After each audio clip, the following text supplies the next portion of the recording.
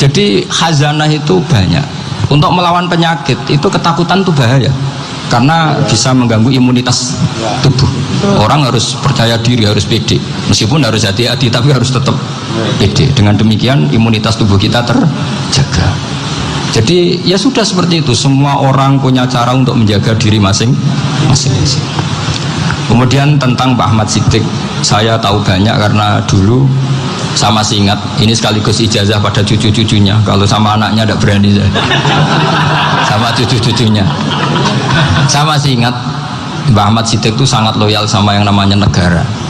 Kita tahu beliau adalah termasuk orang yang bintang ketika Muktamar Situbondo, ketika NU pertama kali nerima asas tunggal, yaitu Pancasila. Kayak apa ulama-ulama kita, ya mulai Mbah Ahmad Siddiq, Mbah Ali Maksum, Gus Dur, Mbah As'ad, semuanya lah, termasuk Mbah Mun, semuanya loyal sama negara, sehingga NU menerima asas tunggal. Itu saya masih ingat karena bapak dulu perwakilan dari NU cabang Lasem. Beliau pernah ngundang Mbah Ahmad Siddiq di sini. Zaman itu zaman Pak Dzufar, ikut ngundang ke sini bapak saya. Itu saya menangi beliau ngisi pengajian di hallnya buyut saya, Mbah Umar bin Arabi. Jadi saya ini zuriyahnya Mbah Umar bin Arabi, sama dengan keluarganya Ki Hamid Pasuruan. Itu beliau cerita bahwa kemenangan Islam itu tidak harus kita yang menang kangelan. Kadang Allah bikin orang lain yang kangelan, kita yang ikut menang. Jadi dulu kata beliau, banyak ulama ketika kita diserang Jepang, saya masih ingat, saya karena pas itu ikut ke Lasem, karena saya santri sarang, Mbah Mun ngisi di Lasem, saya ikut di Lasem karena saya masih keluarga. Itu ulama-ulama itu mimpi dibacakan ayat khulibatir rum fi adnal ardi wa hum min ba'di ghalabihim sayaghlibun fi bid'i sinin lillahil amru min qablu wa min ba'du wa yawma idzi yafrahul mu'min. Itu dulu itu ada pertarungan besar antara kerajaan Romawi dan kerajaan Persia. Kita tahu Romawi itu Nasrani. Saya ulang lagi, Nasrani itu percaya adanya Allah, adanya Tuhan, dan percaya adanya kitab samawi. Sementara musuhnya itu Persia, orang yang tidak bertuhan, tidak berdasar kitab samawi. Ketika Persia mengalahkan Romawi, itu orang Islam ikut susah, karena terus dibully sama orang-orang kafir Mekah. Orang kafir Mekah adalah orang yang tidak punya kitab samawi. Katanya orang kafir Mekah, iku lo balamu jute duwe kitab jarene dihubungan mbek langit, nyatane perang keok. Paling kon yo podo. Jadi ada analogi bahwa kalahnya orang Nasrani itu dianggap simbol kekalahan orang yang bertautan atau berhubungan dengan langit. Akhirnya orang Islam susah. Saking susahnya orang Islam sampai Abu Bakar itu tanya, ya Rasulullah, lalu orang Romawi menang itu kapan? Terus ada surat turun fidit isinin, ya kira-kira 3. Abu Bakar pas itu belum alim-alim amat. Jadi ngartikan 3 itu ya 3 betul, sehingga beliau masyhur itu. Cara Jawa totoan itu kimar. Pokoknya nanti Romawi pasti menang 3 tahun lagi. Akhirnya ketika datang itu taruhannya dengan 10 unta. Datang ke Rasulullah, Nabi menjelaskan, loh ndak, bid'u itu mabena salas ilatis itu 3 sampai 9. Kamu jangan bilang 3. Ya sudah, taruhannya ditambah sampai 100 unta. Tapi pembuktiannya enggak 3 tahun, tapi nunggu 9 tahun. Sampean jangan tanya, berarti dulu pernah taruhan halal. Zaman sebelum ngaji saya, sampean sudah sering taruhan, jadi jangan nyalahkan saya. Nanti itu ada ilmunya, namanya nasah mansukh. Dan taruhannya Abu Bakar enggak kayak sampean. Taruhan yang sangat-sangat demi Islam, bukan demi hadzun nafsi. Betul, ketika tahun ke-7 orang Islam itu menang. Gila ya, tahun 9 itu umat Islam menang. Menangnya umat Islam mengalahkan musyrik Mekah itu di Badar. Romawi mengalahkan Persia. Gara-gara Romawi mengalahkan Persia itu cara berpikir orang itu rubah. Ternyata langit itu ada, kekuatan langit itu ada. Sehingga meskipun akhirnya orang Kristen bilang ada Trinitas, terus mereka keliru dalam mengartikan Isa, tapi ada sekian nabi yang mereka sebut dan mereka hormati. Ada sekian kesamaan. Sehingga dalam Islam, saya ulang lagi, dalam Islam, andai kan disuruh milih orang komunis sama orang Nasrani, Islam tentu sama-sama kerjasama, milih sama yang Nasrani, karena ini ahli kitab. Kerjasama loh, bukan milih menjadi Nasrani. Nanti kamu salah paham, senangannya terus bully. Itu semangatnya pasti hasad ya. Nah, terus lalu relevansinya dengan Indonesia gimana? Wa yauma idzi yafrahul mu'minun. Ketika orang Romawi yang punya kitab samawi mengalahkan Persia yang tidak punya kitab samawi, itu orang Islam ikut bunga, ikut gembira. Itu semua kiai banyak yang mimpi seperti itu. Ini cerita Pak Ahmad Siddiq. Saya dengarin ini. Ternyata betul. Jepang itu nggak dikalahkan Indonesia. Jepang, Hiroshima dan Nagasaki dibom oleh apa? Sekutu. Akhirnya Jepang pulang. Pas Jepang pulang, Indonesia merdeka. Itu dulu kiai-kiai sudah nakwil bahwa menangnya Indonesia itu tidak harus mengalahkan penjajah. Pokoknya nanti penjajah ada yang mengalahkan itu. Jadi Indonesia, orang Islam zaman itu tidak bisa mengalahkan Persia. Yang mengalahkan itu Romawi. Tapi orang Islam ikut gembira. Itu sebenarnya wa yauma idzi yafrahul mu'minun binasrillah. Jadi orang itu cara berpikir Quran itu beda. Sehingga saya ini cerita ke cucu-cucu Mbah Siddiq karena ya nasabnya sama sampai saya, karena sama-sama sampai Mbah Sambu. Bedanya keluarga saya lewat Mbah Abdul Azim, kalau yang keluarga sini lewat namanya Mbah Yusuf. Itu saudara sama Mbah Abdul Azim, sama-sama sampai Mbah Sambu. Tapi keinginan saya tentu bukan sekedar silaturahim gagah-gagahan diceluk Gus. Celuk Gus repot. Nak ora alim ra pantes. Nak beling ra pantes. Salam templek 1.000 jaluk swarga. Kok mentalan yang 1.000 jaluk. Kamu nginep di hotel 100.000 itu tidak cukup, apalagi untuk bayar apa? Surga. Itu nggak sopan sekali. 1 juta ya nggak bisa itu. 100 juta juga nggak jelas juga. Terus sampai mendingan nggak usah salam template. Malah nggak mungkin masuk surga kalau. Jadi dulu yang namanya zuriyah, sampean tenang saja, nasab sampean tidak kalah dengan kita, karena nanti setelah di kuburan itu gus-gus itu nggak penting. Semua kalau ditanya bapak kamu siapa, jawabannya siapa? Nabi Ibrahim. Sudah parmin parlan hilang semua, sudah aman pokoknya nanti. Karena kalau nanti ditanya malaikat bapak kamu siapa, jawabnya Nabi siapa? Ibrahim. Makanya saya itu pemuja Allah yang serius. Sampean ya pemuja Allah, tapi kan kadang kurang alim. Saya ini pemuja Allah serius. Saya itu kalau ngaji, ya ngaji biasa belajar, itu sering nangis seneng. Misalnya saya baca tadi, Miftahul Jannah la ilaha illallah, kunci kok dikasihkan. Kita ini masuk neraka gak pantas, enggak bawa kuncinya kok masuk. Harusnya kita ini masuk surga, kita kan pegang kunci surga, gak pegang kunci neraka. Maka aneh kalau kamu masuk neraka itu aneh. Coba kita pegang kunci surga apa kunci neraka? Tapi ada teman saya suon rokok anu kunci ini. Karena tidak ada pintunya. Terus saya bilang, kamu kok tahu? Memangnya mau ke sana kata saya. Saya tidak punya rencana tahun neraka. Karena nanti di antara syafaatnya Quran itu orang kalau mau masuk neraka tidak jadi. Ya nggak apa-apa ya, diatur sendiri. Jadi di antara syafaatnya Quran itu orang nggak jadi masuk neraka. Jadi syafaat itu ada 2, dari neraka diangkat ke surga, dan itu bisa lama itu. Tapi kalau syafaatnya Quran itu yang belum masuk neraka supaya nggak jadi masuk neraka. Karena neraka juga punya aturan, dia juga kena aturan fikih. Jadi betul ini, saya ada guyon. Jadi kena konstitusi apa? Fikih. Sama tak ceritani syafaatnya Quran itu ada orang itu beling itu fasik. Itu dihafal surat Tabarok. Hafal betul. Tabarakalladzi biyadihil mulku wa huwa ala kulli syai'in qadir alladzi khalaqal mauta wal hayata.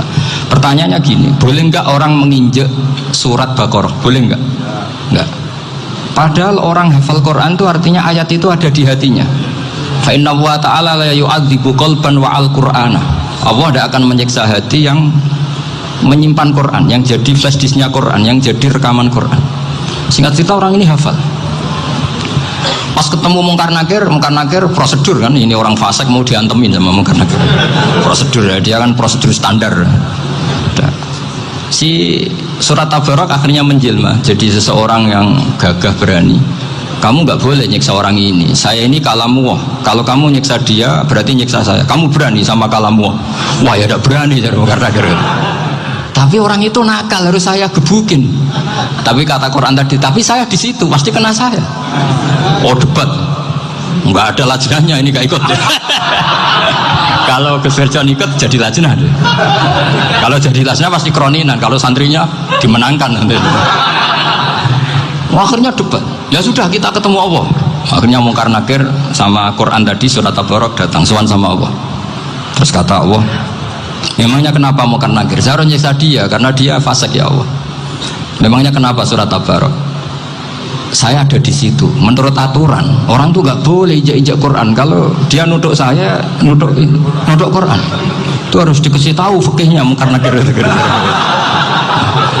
Akhirnya Allah ngendikan gini ke surat Tabarok, ya sudah terserah kamu. Kalau terserah pulau Gusti, Mungkar Nakir gak boleh nyentuh orang ini. Ya sudah selamat. Sehingga terus itu sampai baca di termasuk mujizatnya surat Tabarok di tafsir Ibnu Katsir banyak. Karena tadi logikanya malaikat itu juga kena aturan fikih. Sehingga banyak ulama termasuk Said Muhammad ngendikan pertanyaan Mungkar Nakir itu tidak semua orang kena. Kalau semua orang kena, nanti kalau tanya Nabi Muhammad, waman nabiyuka? Acul kan jamnya. Nabi kamu siapa? Saya ini Nabi. Ya kan? Lah nanti kalau pas ketemu Nabi Ibrahim, waman abuka? Jadi repot kan? Makanya ada kiai yang guyon kalau ditanya, marebuka? Saya ini guru tauhid sembrono. Saya ini ngajar Ummul Barohin, kamu tanya marebuka? Masyhur itu keramatnya Imam Malik itu. Ada Ashabu Malik, rajulun min ashabi Malik. Beliau ditanya Mungkar Nakir, marabbuka manabiuka. Imam Malik datang, ini seumur-umurnya itu ngajar tauhid. Kok kamu bedai enggak sopan kamu? Dan kita berharap barokah sampean ngaji nanti itu. Malaikat itu anak sungkane itu. Jadi itu. Dan saya meskipun guyon itu serius. Bedanya orang alim sama ndak itu di situ.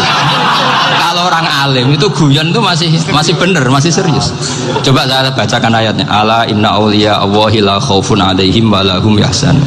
Terus lahumul busyra fil hayatid dunya fil akhirah. Artinya kalau Mungkar Nakir dengan penampilan garang gitu, berarti ada ketakutan apa enggak?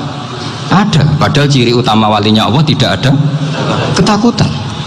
Makanya itu termasuk dalilnya Sayyid Muhammad, tidak semua orang alami seperti itu karena wali-wali itu la khaufun alaihim wa lahum yahzanun. Anak kiai ketemu karena kerja buat tidur wedek. Iku rezeki ora kalau pertanyaan itu nak konan santri piye. Lho isen wis kiai dihanjuti Mungkar Nakir.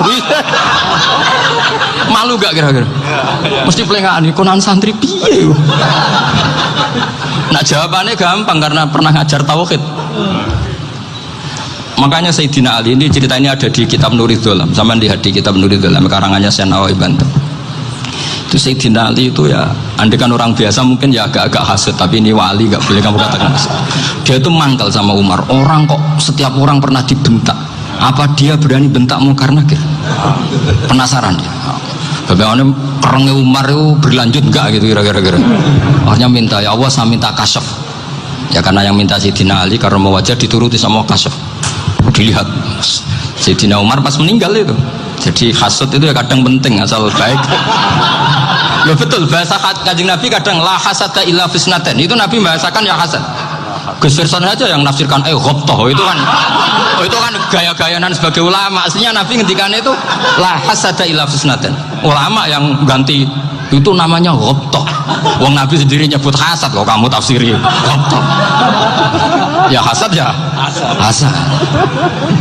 Udah enggak usah ditawil-tawil, pokoknya gitu. Kalau sampean nggak percaya nggak apa-apa. Gitu aja kok repot. Karena sampean nggak percaya kemungkinannya dua. Satu nggak ngerti. Dua sama-sama alim. Kan dari awal kalau sama-sama alim kan laisa li alimin ayuqallida aliman akhor. Kita nggak perlu saling mengikuti. Ngapain hasud? Biasa aja. Akhirnya Sayyidina Ali kasar. Pas Umar bangun, setelah mati kan bangun, setelah meninggal bangun. Mungkar Nakir datang dengan perang yang sangat garang. Itu digambarkan Sayyidina Ali, matanya itu kalkidril ghali, kayak apa kendil yang apa menganga. Wah seru. Sayyidina Ali senang, paling takut ini Umar. Senangnya bukan main, wah ini mesti takut Umar. Biasa. Ternyata enggak, Umar malah bangkit. Woi Mungkar Nakir, kamu tahu menghadapi siapa? Itu betul.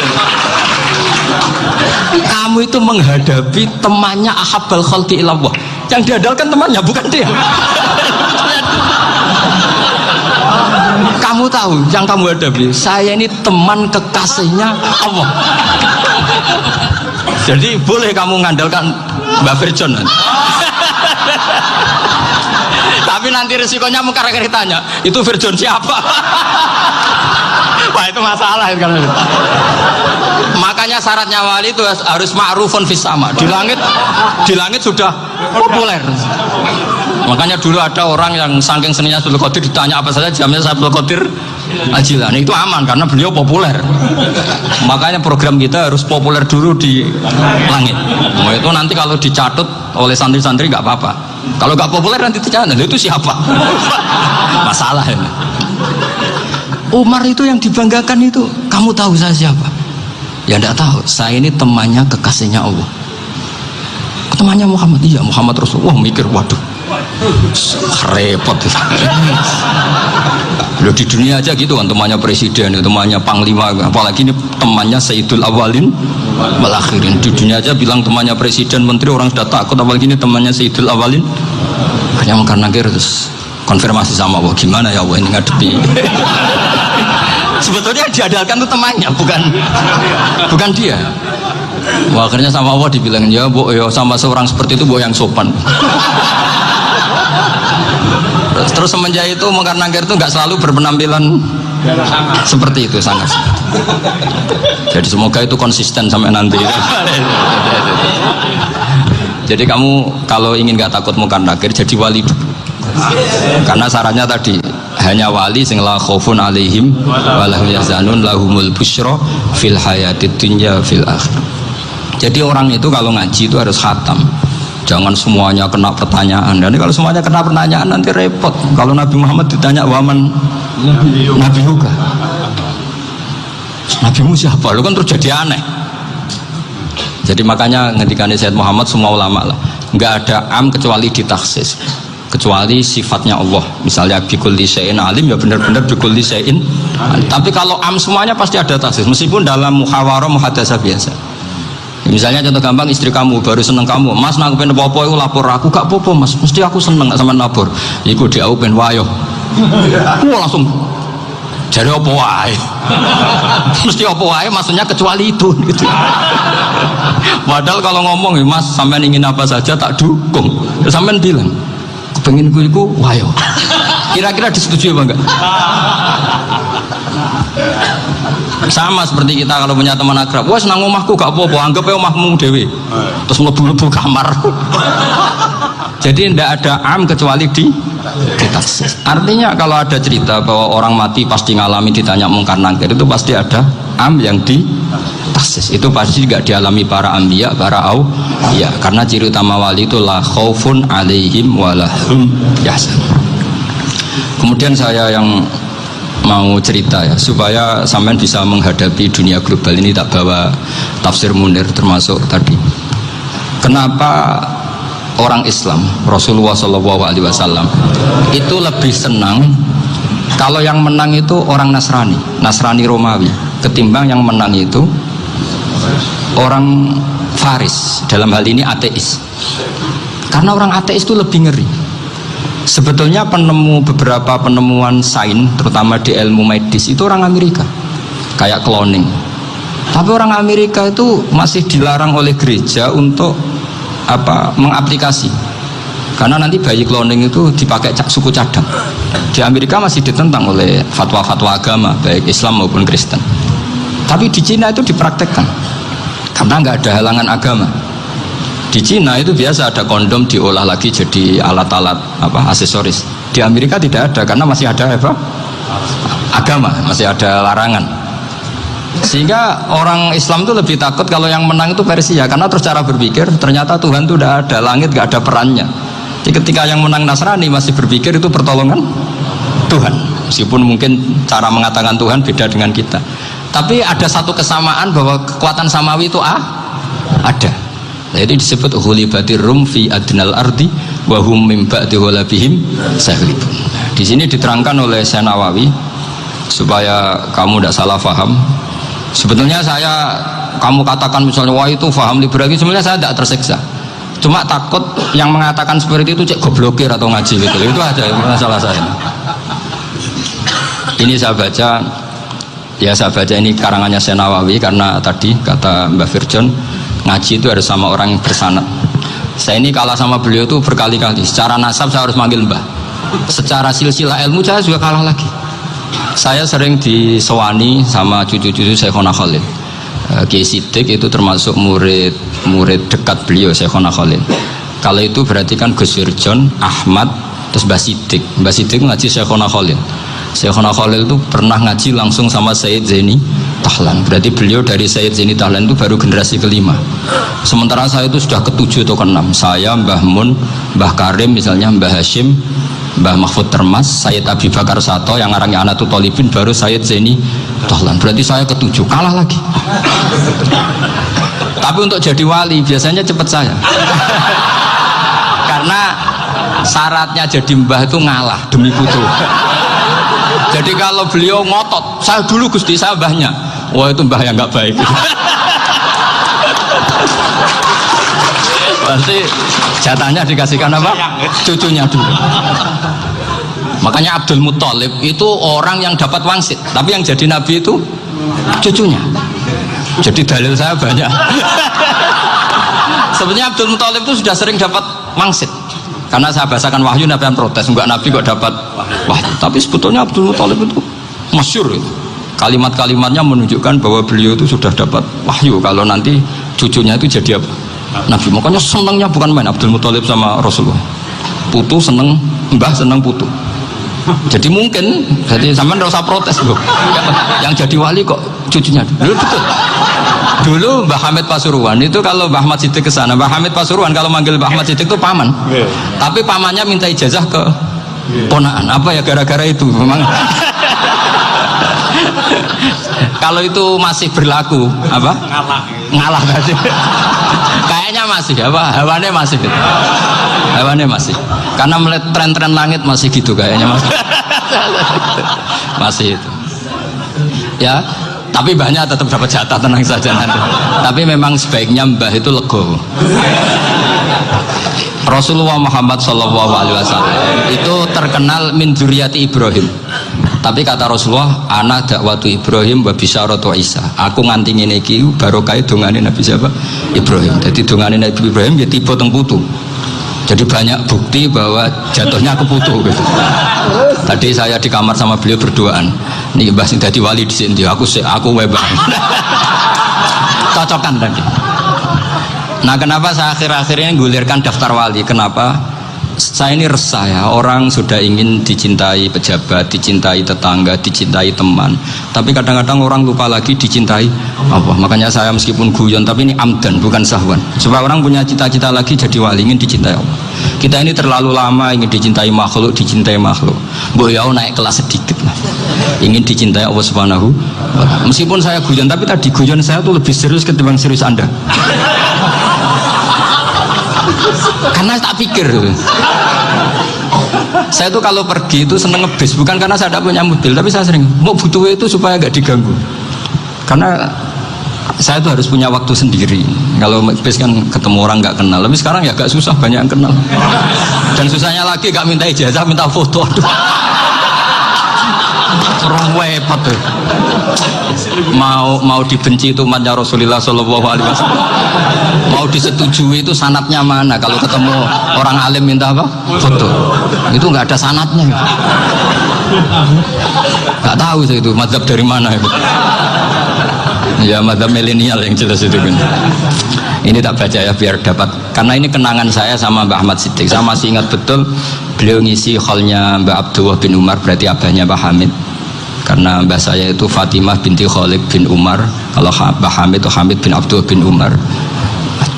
Itu saya masih ingat betul zaman itu Mbah Hamid siap hall di Lasem itu rawuh, dan saya derek mbah saya karena masih misanan datang ke Lasem. Itu beliau pas itu ngisi sama Mbah Mun. Mbah Mun masih muda, Ki Ahmad Siddiq sepuh senior. Itu beliau cerita bahwa Dulu ketika Indonesia dijajah Jepang itu para kiai mimpi dibacakan ayat ghulibatir rum fi adnal ardi wa hum min ba'di ghalabihim.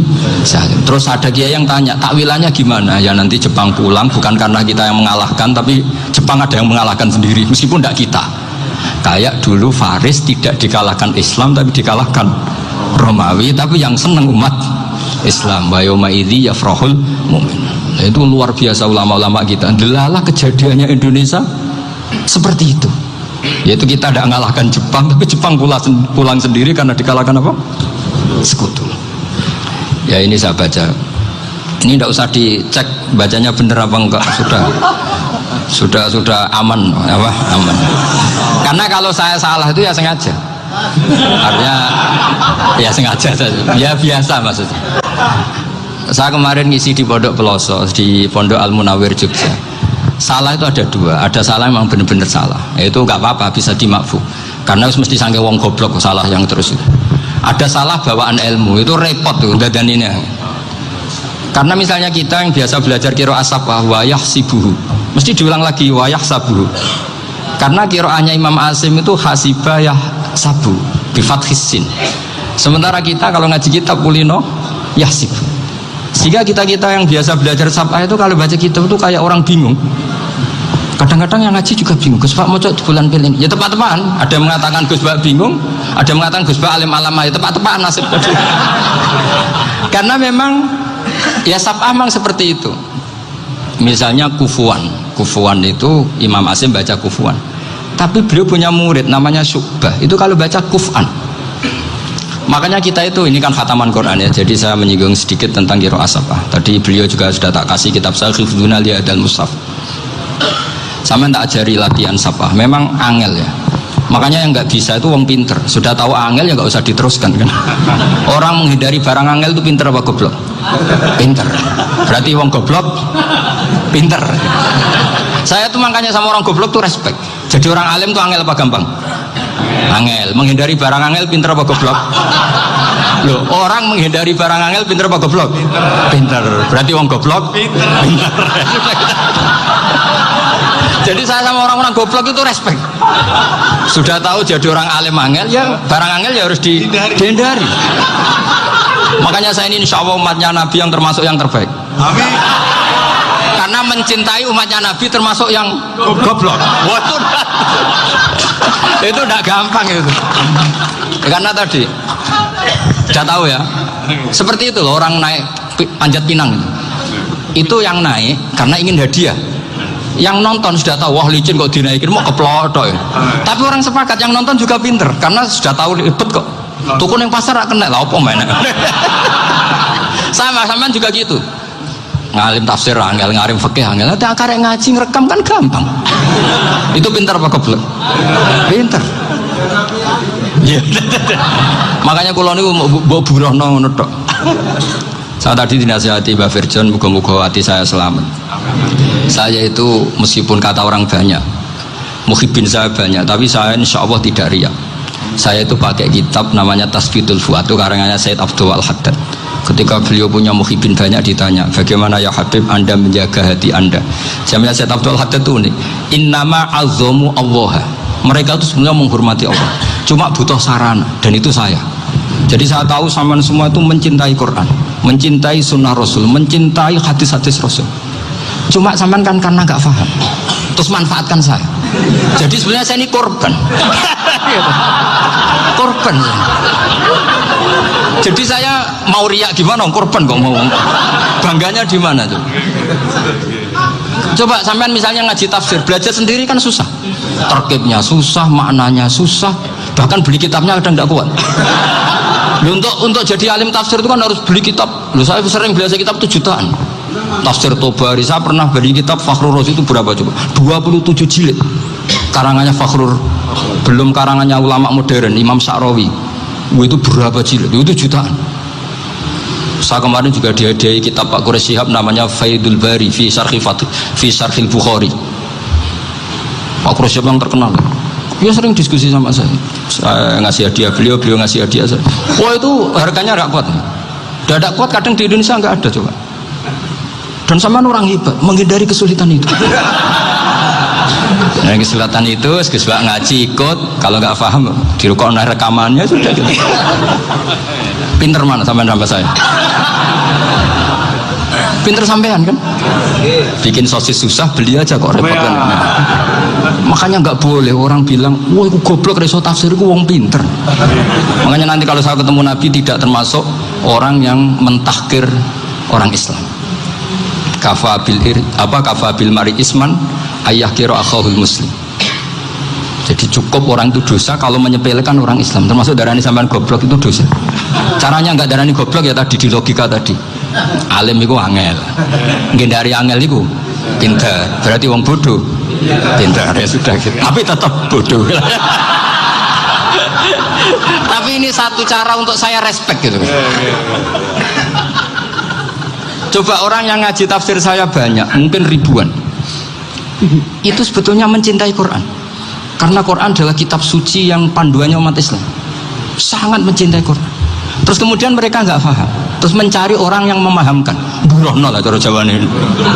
Terus keren saya itu di mana coba? Lah terus mereka kurang ajarnya gini, kalau paham itu ya alhamdulillah paham. Kowe nak ngaji Gus Bae ngono tok. Tapi nek ora paham, ora nyalano akal ya. Mari Gus Bae nerangno cepet mulane gak paham. Ora kok nyalano teke sing lelet tuh. Itu kan Masya Allah, naudzubillah tenan. Sebetulnya tingkat kurang ajarnya tinggi Gus sebenarnya. Jadi kalau nggak paham itu kadang nggak nyalahno uteke. Kayak mau misalnya, mau mari mikir aja jelas. Padahal misalnya jelas orang mesti paham, bodoh. Paham ya? Jadi kata Sayyid Abdul Haddad, innama azzamu Allah. Sebenarnya mereka itu sangat menghormati Allah. Makanya kita nggak perlu mengatakan wasilah itu kafir, nggak akan. Karena orang tawasul sama Rasulullah itu ingin dapat ridhonya Allah lewat orang yang dicintai Allah. Kita mencintai wali sebenarnya, wah itu kekasih Allah. Kita mencintai itu karena mencintai Allah. Sama seperti gini, kamu mencintai kangkung apa enggak? Sebenarnya sama sekali enggak. Tapi kamu ingin sehat, ada asupan gizi. Kamu ingin tubuh kamu sehat, butuh asupan gizi. Kemudian kamu makan kangkung. Apa terus kamu cinta kangkung? Kan enggak. Cinta kesehatan kamu sama. Orang yang mencintai saya ingin kepuasan rohani. Saya kan termasuk kiai yang torekonya gampang. Ini swarga, kan akhirnya penggemarnya banyak. Coba kalau kamu ini neraka. Jadi sebetulnya Anda mencintai kepuasan Anda sendiri. Nah, saya ini korban. Makanya untuk masuk surga cepat saya, korban itu cepat. Da'watul mazlum la turaddu. Laisa bainahu wa bainallah hijab. Jadi saya kalau donga langsung seret langit. Karena mazlum. Saya sinau tafsir itu Mbak, sampean bayangkan ada tafsir itu sudah 27 jilid.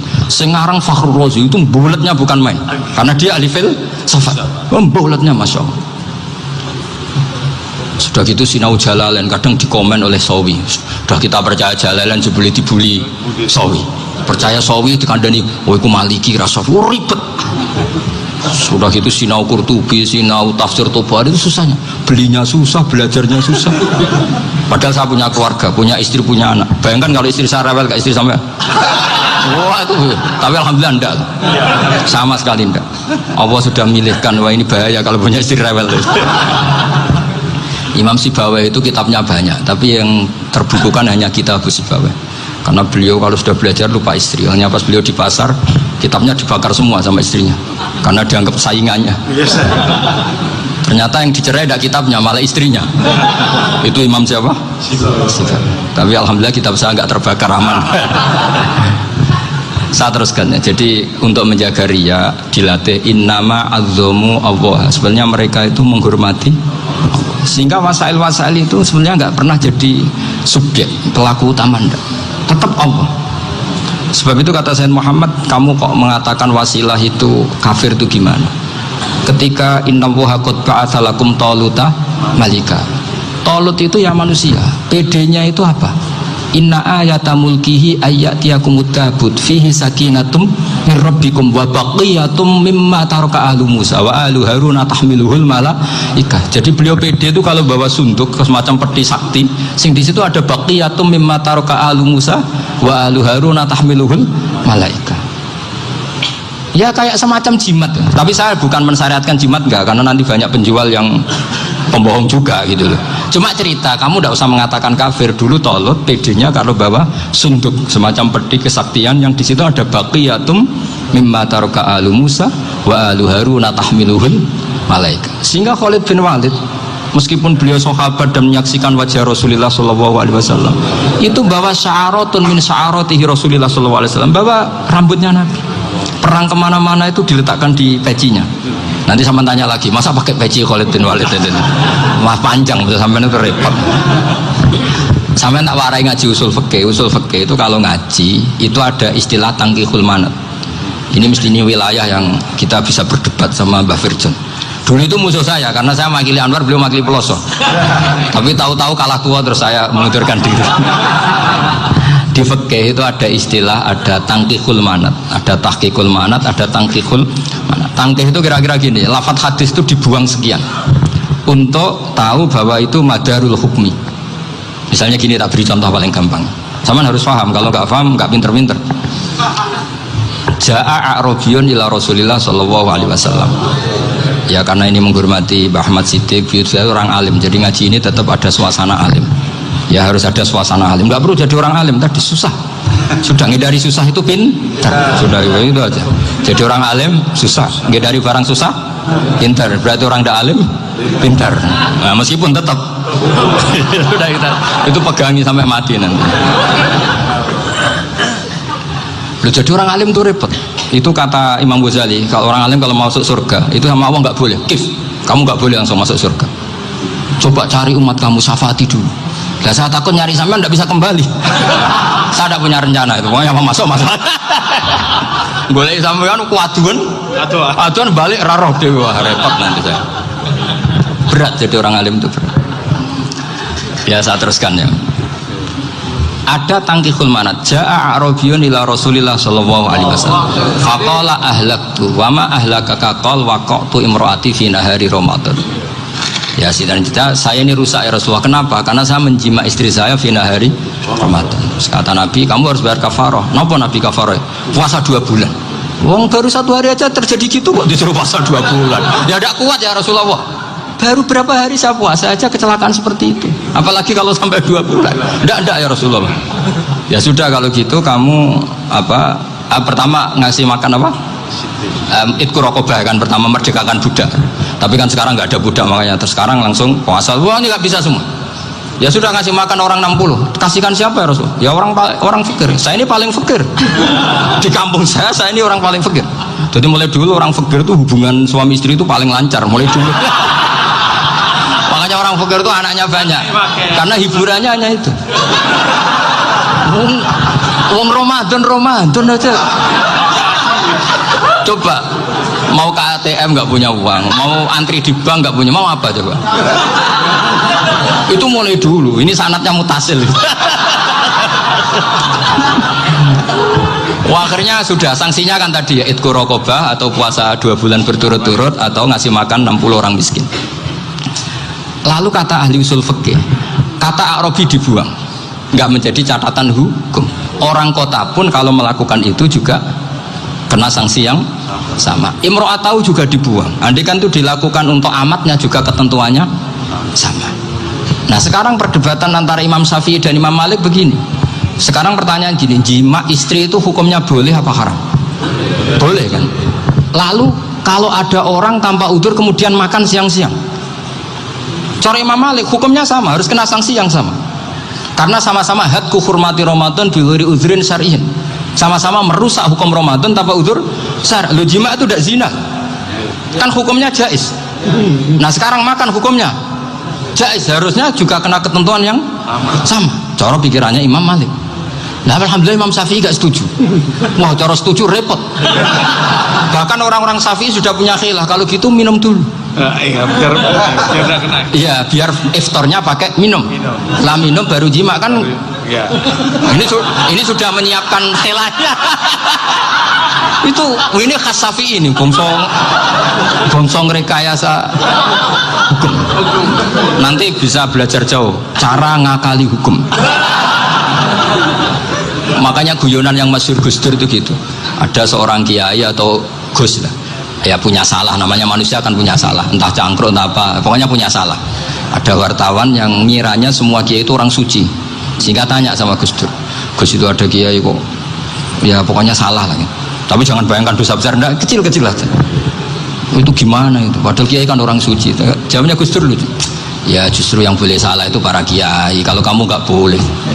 Kok bisa Gus? Karena mereka tahu caranya tobat. Repot. Kalau kamu nggak tahu caranya, sama pelanggaran hukum itu ya harus pakar-pakar hukum. Itu yang tahu caranya rekayasa. Kalau kamu ya kena pasal kan ya. Jadi kamu jangan niru saya ini punya sekian cara untuk nah, itu namanya khilah. Makanya kata Sayyid Muhammad, kamu tidak usah anti khilah, karena Abu Hanifah itu membolehkan khilah, kita abul khiyal. Yang penting kamu soleh dulu, setelah soleh nanti Allah maklumi. Soleh dulu, syaratnya soleh dulu. Kalau tidak soleh jangan. Contohnya gini, ada orang mau puasa lemes sekali, mau makan, gampang. Kalau langsung makan kan kayak hadku hormati Ramadan biwiri udrin syarian. Aku langsung mau jembera sowan Mbah Firjon. Sudah status saya apa? Musafir. Ya sudah, berangkat saja sampai Tuban makan. Nanti kalau nggak jadi ya nggak apa-apa sudah. Mulai pergi sudah musafir. Saya tidak tahu nanti malaikat tertarik gebuki nggak tahu. Tapi itu ada khilahnya, asal soleh. Karena kata Sayyid Muhammad dan semua kitab mengatakan itu. Kalau sama nggak tahu ya kebablasan. Nabi Ayub, yang nabi yang terkenal gudikan itu siapa? Ayub ya. Itu yang Israiliyatnya kan seru lah. Gudikan dikukur bek kreweng itu terlalu lah kalau itu. Untuk kreweng konti ning Arab ora ono kreweng itu sudah masalah itu. Singkat cerita, Nabi Ayub ketika diasingkan kaumnya itu kan nggak punya sumber makanan. Lah orang lelaki itu mulai dulu egois. Istrinya Nabi Ayub itu cantik sekali, udah cantik, rambutnya bagus. Makanya kamu nggak usah tanya kenapa istrinya kayak banyak yang cantik. Ya, nah warasatul anbiya, nggak boleh gitu. Kalau nggak cantik ya warasatul anbiya dari segi bala. Istrinya Nabi itu semuanya cantik. Nggak usah tanya sebabnya apa, pokoknya gitu, semuanya cantik. Singkat cerita, beberapa kali istrinya Nabi Ayub itu kerja demi bisa nafkahi Nabi siapa? Suatu saat itu tidak ada pekerjaan yang cukup untuk beli roti. Satu-satunya peluang dapat rezeki itu putrinya raja itu rambutnya berondolin. Terus ada sayembara siapa yang rambutnya bagus mau dibeli. Sampai rambutnya istrinya Nabi Ayub itu dijual. Nabi Ayub tersinggung karena itu mengurangi kecantikan. Jadi lelaki mulai dulu gitu. Udah nggak urun kalau istrinya nggak cantik itu komplain. Itu khasnya lelaki. Jadi kalau kamu gitu ada sanadnya juga, tenang saja ya.